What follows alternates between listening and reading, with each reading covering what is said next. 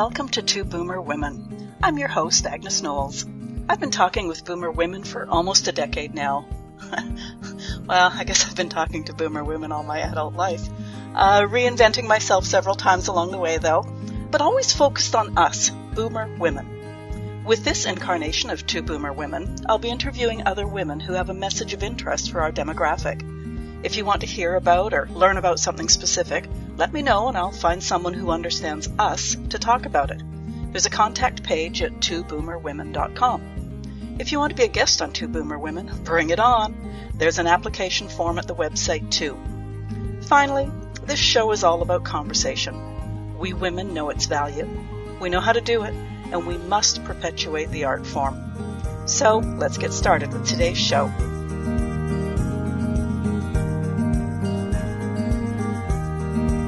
Welcome to the Two Boomer Women podcast. I'm your host, Agnes Knowles. My guest today is almost a neighbor, although it took the online community for us to meet each other. There was another coincidence that caught my eye early on too. The very small community where she was raised is right next door to the very small community where I was raised on northern Vancouver Island. That was almost eerie. It was just such a connection. Susan Farling, welcome to the Two Boomer Women podcast. Thank you for coming to speak with me today. And I hope you're managing in this unusual heat wave we're having. Well, I'm glad it is an unusual heat wave because I find it challenging to manage, to be perfectly honest. Before I came on, I had my wrists underneath cold water.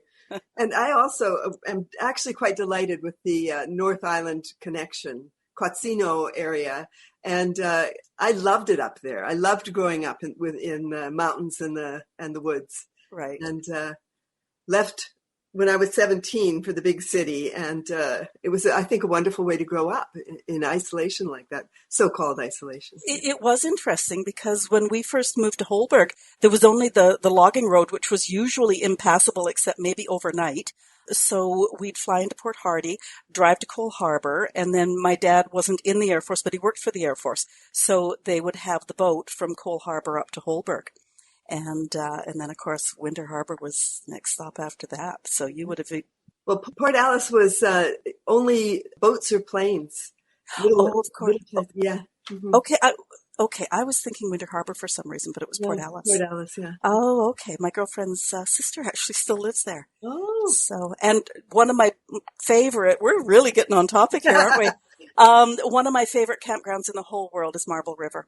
Oh, see, it's been a long time since I've explored that part of the country. Yeah. We took the kids up there a number of years ago when they were still young. Oh. And it was just amazing. So, little plug for Marble River if any of our people are local and looking for a good place to camp. Yeah. Okay, we've only met recently, but I do know from your website you have a master's degree in counselling. You're a registered clinical counselor, a certified retirement options coach, and a certified virtual coach. Can you unpack that for us, please? Well, I can if I can start way back when I was a kid. Start wherever you like. Because when I was a kid, I wanted to be either a doctor or a nun. The nun part was because I thought nuns had callings and they went on adventures. And that was my understanding. But at that time, like being raised in the 40s and 50s, women had the option of nursing, teaching, secretarial, and getting married. I know there were adventurers and people who did do marvelous things, but in the small town and the small household I grew up in, those were the options that were offered. Yeah.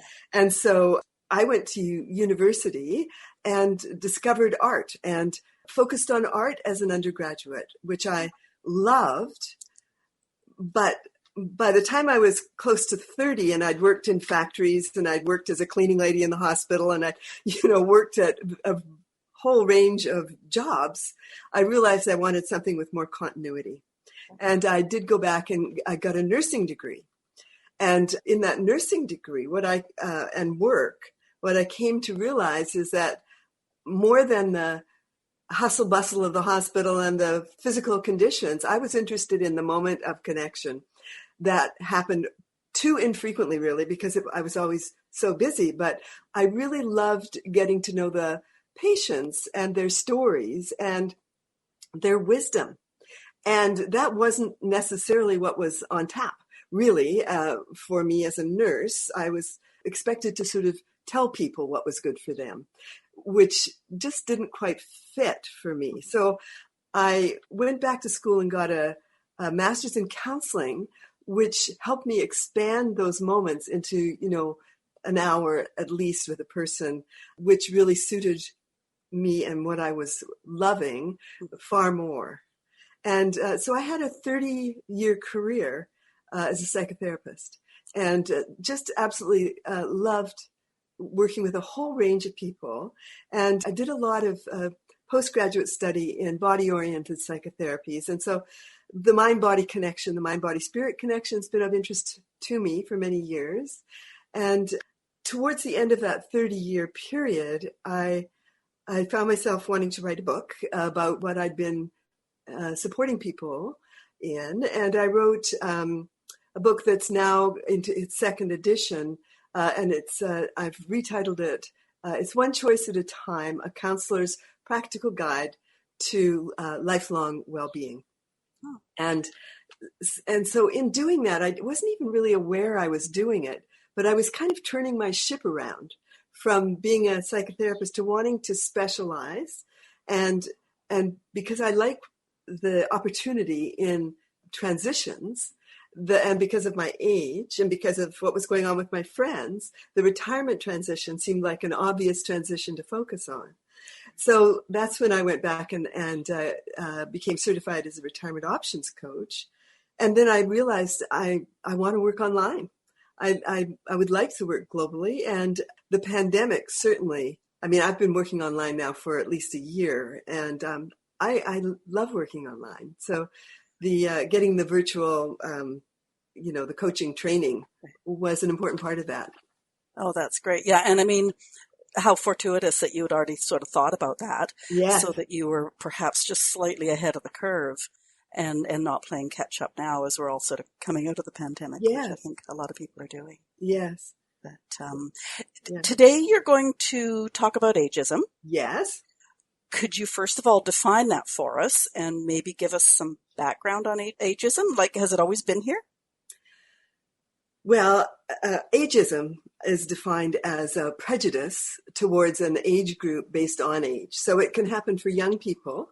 It's, being discounted, kind of their ideas discounted, as it can be for older people in our society. It's recognized globally as the most accepted form of prejudice that there is, really. And the World Health Organization actually speaks of it as a global problem. And in Canada, it certainly is alive and well. We can call it well, but it is very much part of our culture. And in terms of has it been here forever, I think that the Industrial Revolution really highlighted the belief that a person is valuable if they're, quotes, contributing members of society. And so if a person, there's this kind of a scarcity model that there's only so much to go around. And if a person of a certain age, it's like when women got married and they were told they were, taking a man's job. Well, it's in a similar way now. An older person can be seen as taking a younger person's job, and that's a prejudicial belief. It's not true. Right. And so, before the Industrial Revolution, if there were people on the land, a more agrarian lifestyle, if somebody was used to be out there hunting, fishing, or doing whatever with fence posts, as they become less able physically, they can move into different kinds of jobs that are perhaps more sedentary, but they can still contribute to the whole family. And that changed with the Industrial Revolution, and families were essentially split up and again considered valuable as long as they could produce, which is a pretty grim, in my view, perspective on how to value people. Right.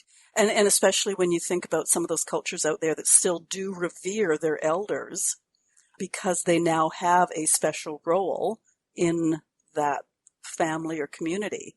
And it's interesting. Now, I sent you notes because everybody knows I follow notes. And I was going to ask if you've become more aware of ageism as you've gotten older. But I find out there's the two extremes for me. I've become well aware of ageism, but I'm also seeing another bit of that respect and reverence for people of age. And what's your experience we're both grandmas, so we're not going to tell Yes, our ages here, but right. Well, I'm happy to, state my age. But what the question is so interesting. I do think that the question was about ageism being a construct of Western society.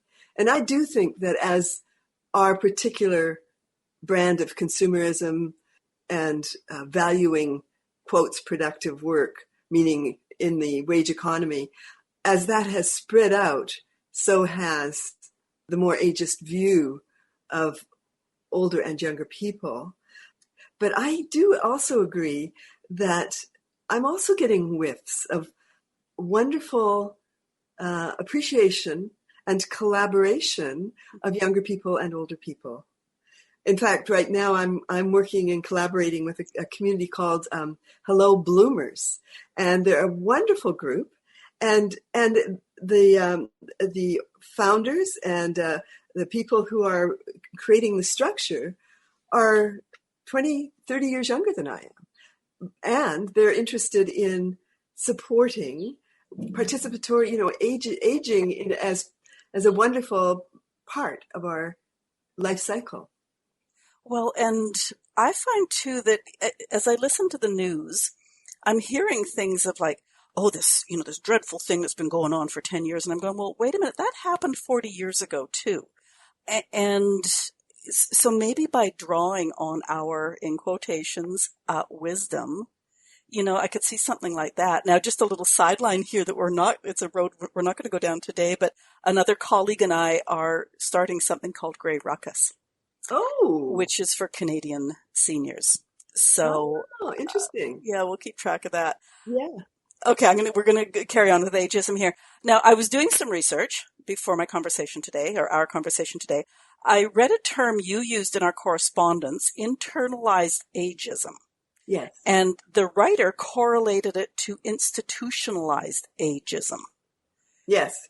I think that's a really interesting question. Internalized ageism kind of holds that that as we age, that we go into an inevitable decline and become decrepit, and that it's all downhill after probably mid-60s or so. Whereas the actual truth of that is much different. It's that we tend to live in a horizontal plane in terms of our abilities and our connection with our community and our contribution and all that kind of thing until relatively short period before we actually go into decline and die. So the question is around internalized ageism, which can be devastating. If a person believes that is the case, then there tends to be kind of a learned helplessness and a giving up of joie de vivre and just a very, like people become literally less physically flexible. There's a less interest in the world, just a real decline that can be countered by active engagement in life. And I just want to finish that one thought, though, around what can happen with internalized ageism. We can lose up to 7.5 years of our life if we actually really buy into that myth. And I think that the institutionalized ageism that we see in our culture, for example, warehousing frail elderly, and the thing that's still happening in the workplace, although not as much, which is to devalue people over 40 even, but devalue the older worker and believing the myth of sort of stagnation and deadwood and all that stuff, which is actually not so much, not true. But those are examples of ageism in the external world. but it makes, and if we look out and see those things and believe them, it's going to contribute to internalized ageism. So I think they go hand in glove. I've also known only one or two, but I've known a few people who, it's almost like I've earned this retirement in quotations, and they almost choose to become old and frail and stuff like that. And it's just, in my view, I mean, barring physical issues or mental issues, but for most people, it doesn't need to be true, as you've just said. So it's sort of interesting that. Yeah, I agree. There was a fabulous, I think, an extremely interesting study done in quite some time ago now. A Harvard psychologist put 16 70-year-old men, homogeneous in their abilities, split them up into two camps, and camps, two separate groups. They were put in isolation in environments that were reminiscent of the 50s. So they were all, for them, 20 years younger. Right. They listened to the programs, they watched the movies, they read the news, all of it. And they looked at only photographs of themselves 20 years younger. And one group was advised to reminisce, and the other group was advised to act as if, And so the people that acted as if actually came out of that 5-day retreat more flexible, physically more flexible, mentally more engaged, able to be just much more involved in their lives, which I think is a fabulously interesting early study, which is backed up by epigenetics and neuroplasticity studies now. Yeah. Studies of neuroplasticity now. Yeah. So it's so interesting. As you talked about that, I remembered that I'd read that somewhere, not just in the near past. So now last week you also mentioned intergenerational ageism. And interestingly, when you communicated with me, you were going to talk about ageism. I recently heard a news piece about the Gen Xers who were offended by some of the expressions the millennials were using about them. And, I'll admit, my first thought was like, okay, well, you've been dishing us okay boomer for so many years that, maybe this is your comeuppance. But as I was prepping for our talk today, it occurred to me that maybe by using all these terms, boomer, Gen X, millennials, am I perpetuating the ageism thing? I tend to use it just so that, if I talk about boomers, you sort of know what age it is. But if we keep on labeling, are we perpetuating the ageism thing? I think another great question, and like so many of, there's different ways to look at it. I think that what you just said about, well, it's a way to quickly paint a picture of how old that person might be, what the major historical events that have happened might be, what their influences are, Bobby Dylan, that kind of thing. However, it seems to me that we can, if we're not careful, we can make assumptions about that members of those groups are homogeneously something or other. Right. And I don't think that's true. But I think it's a quick and easy, essentially, way to name an age group. But I think that we have to be specific about what we're saying about that. Right. It's too easy to disregard people by saying, oh, they're just a millennial, they're just a boomer. It's like, well, what does that mean? Yeah. And it's interesting too, because I must admit, I sort of know the Gen X and the Gen Z or whatever, but I know for boomers, it's a 20-year age group. That's right. So conceivably, a boomer could be called a boomer at the same time as their parent was a boomer. Exactly. Because especially in those days, I think women were having babies earlier. That's so right. It's such a huge span, and you can't tell me that those two on either end of that 20-year gap are listening to the same music and it's true. All that sort of stuff. Yeah. Yeah, and the sort of the life tasks of every decade they can be quite different. Yeah. Okay, well, that's good. I like having those aha moments sort of validated. Now, we talked earlier about, like expectations and, if you think you're an age or should be an age or what that age looks like. One thing that's bothered me for some time, and I'd love your opinion on it, is the phrase 70 is the new 40. Right. I had a friend recently post a map. He's got this app, I guess. This guy rides like 20, 30, 40 kilometers a day on his bicycle, and invariably it gets posted on Facebook. And a couple of us on one of his long rides was going like, oh my goodness, because he's 70-ish. And his response was 70 is the new 40. And I sort of used a blankety blank expression and said, no way, like this is what 70 looks like today. Like 70-year-olds are perfectly capable of riding 30 kilometers a day. Like what do you think of that term, 70 is the new 40? Well, it's interesting. I just noticed that you sounded a little surprised that at 70 he was actually doing it when you first introduced this. Okay.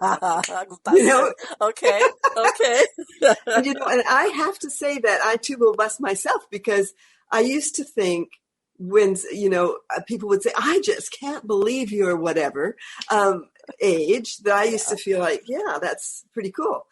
But I've changed my thinking on that. I think you're right. I think that it's a lazy way to not really describe what's going on. It's like, so I have friends who are really, really active people in their late 60s.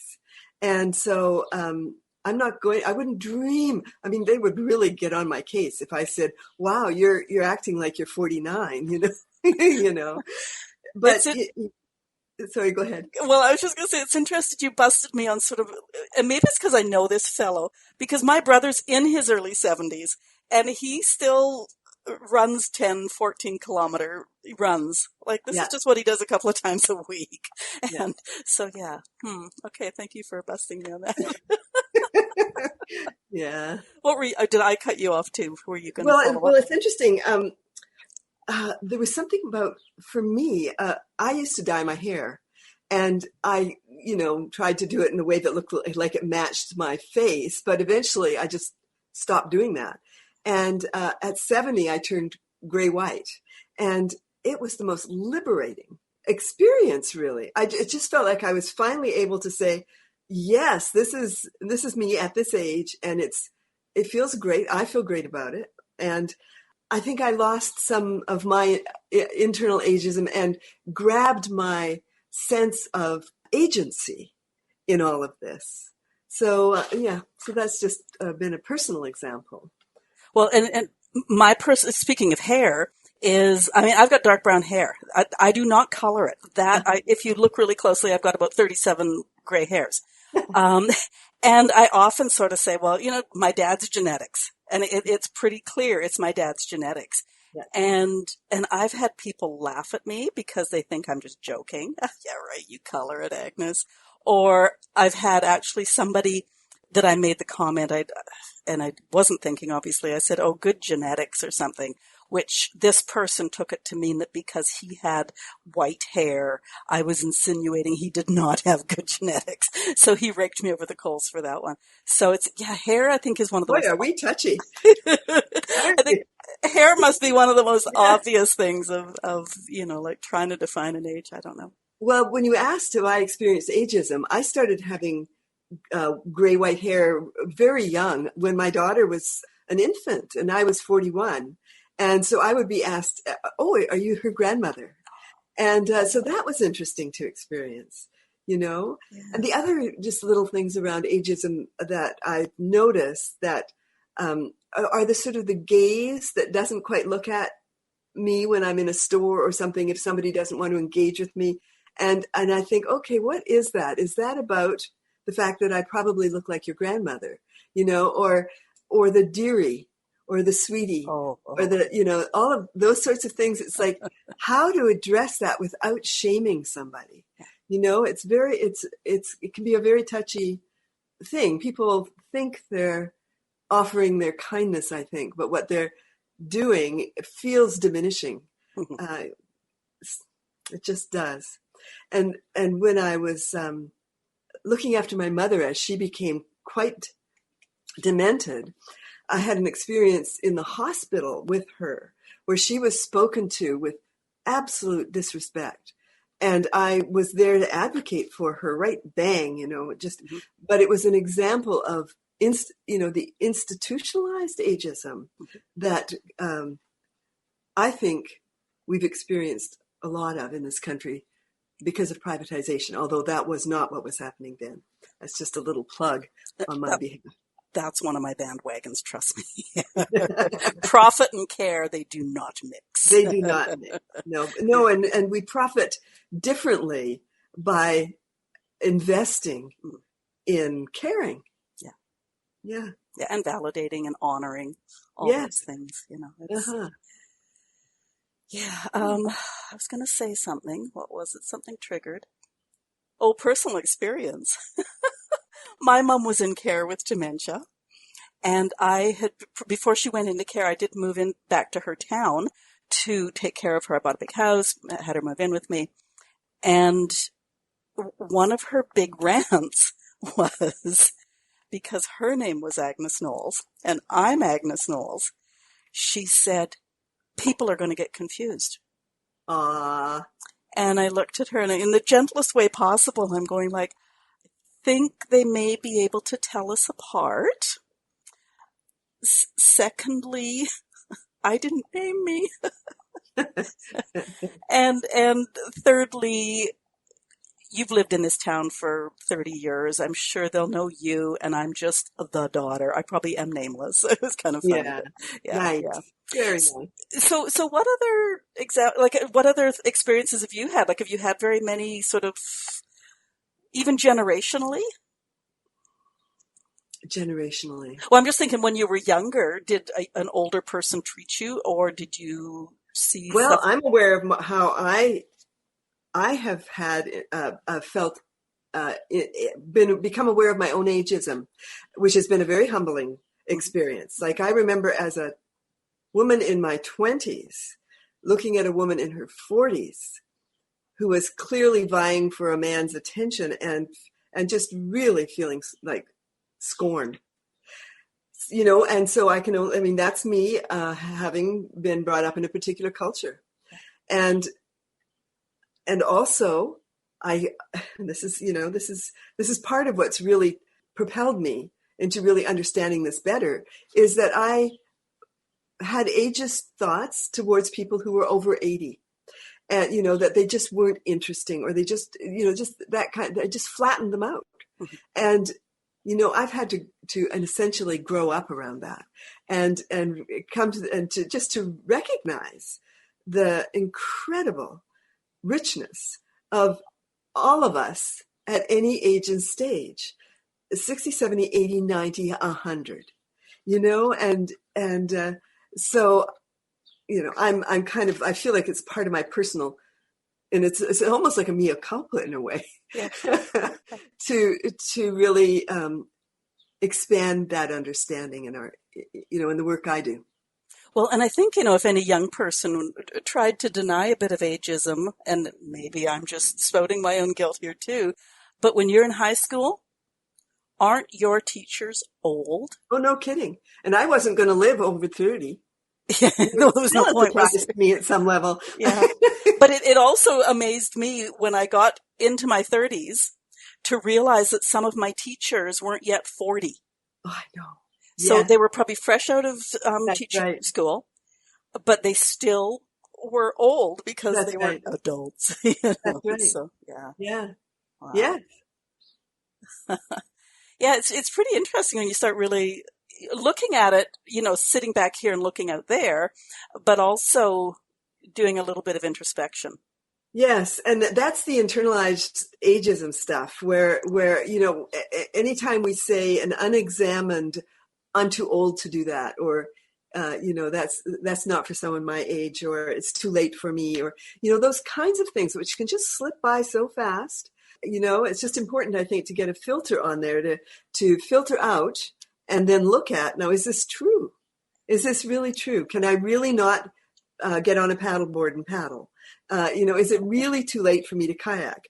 Is it really too late for me to give up, do I have to give up my tent? That kind of thing. So what I did with my tent was I went from crawling into it to one I can walk into, and I feel great about that. I think adapt, and recognize limitations, but real ones, not imaginary ones. Yeah. I must admit, I have on occasion used it as a crutch.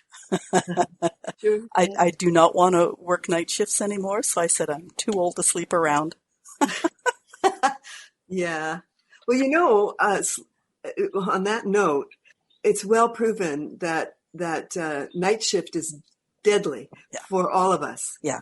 Regardless age. of our age, and particularly as we age, that it just does us in. I mean, I used to work as a nurse doing night shift, and I would notice by the end of a 3 or 4 day chunk, I was done. Yeah, no, it's awful.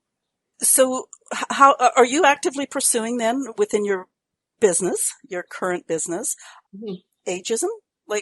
Well, it's part of what I will talk about with people as one of the things of, in their retirement planning, or what does it mean to, because aging is something that comes to the fore when people move into retirement. It's like, oh my gosh, as you say, I mean, here I am. I'm in my mid 50s. I'm in my mid 60s. I'm heading towards 70. I never thought, it's me. I'm getting old, and I may be experiencing some of what I never thought I ever would experience. And whoever tells you about that. And, I think it's definitely going to be is one of the things I talk about. I just ask, how is it for you? And what have you noticed? And what is your attitude towards it? And who in your life do you know who's an inspiration to you? I think that's so important, to find inspirational examples. I know there's the outliers, like the Olympic athletes of aging, which is all very well and good and wonderful. However, I want to find people that are, that I can relate to a little bit more, who are truly inspirational to me. I'm very fortunate. I know we're interviewing you. I'm just going to throw in one more story. I'm very fortunate to have off and on, because I was out of this city for 10 years. But for 30 years, I led a seniors exercise class. Oh. So 30 years ago, those women were in their 60s. Yeah. And there's a whole bunch of them that are still, we've been off because of COVID, but they're still part of the group. So Wonderful. Now they're in their 90s. Wonderful. And talk about role models and, just amazing examples of positive aging. It's wonderful. Yeah. Oh, that's wonderful, Agnes. That's just so very interesting. I might want to get in touch with you about that. Just in terms of maybe interviewing some of them at some point. Oh, absolutely. Yeah. They're amazing. That would be very interesting. Yeah. Yeah. I'm really interested in the, different developmental stages that aren't so well known about in the latter part of our life. Yeah. Okay, so where do they find you? Where do our listeners find you? It's been fun. My website is www.susanfarling.com, and my email address is susan@susanfarling.com. And, I just wanted to mention that if people go to my website, on my homepage, down towards the bottom, I have an ebook there that is just packed full of information for people who might be going into retirement or just through retirement and feeling a wee bit lost about what next. Oh, it's just packed with information.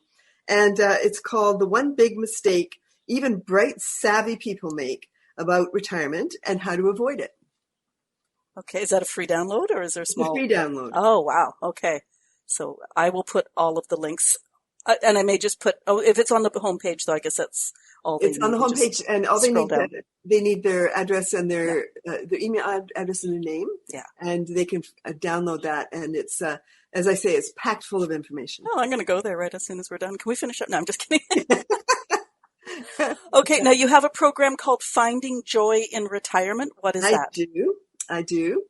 Well, it's a program that supports professional people who are either moving into retirement or going through it right now, or are kind of on the, out of the honeymoon stage of retirement, which takes us down a few years, who had really satisfying, engaging careers. And now they're in a kind of a stage of, as they plan, they feel kind of disconnected, kind of lost, not sure of their next steps.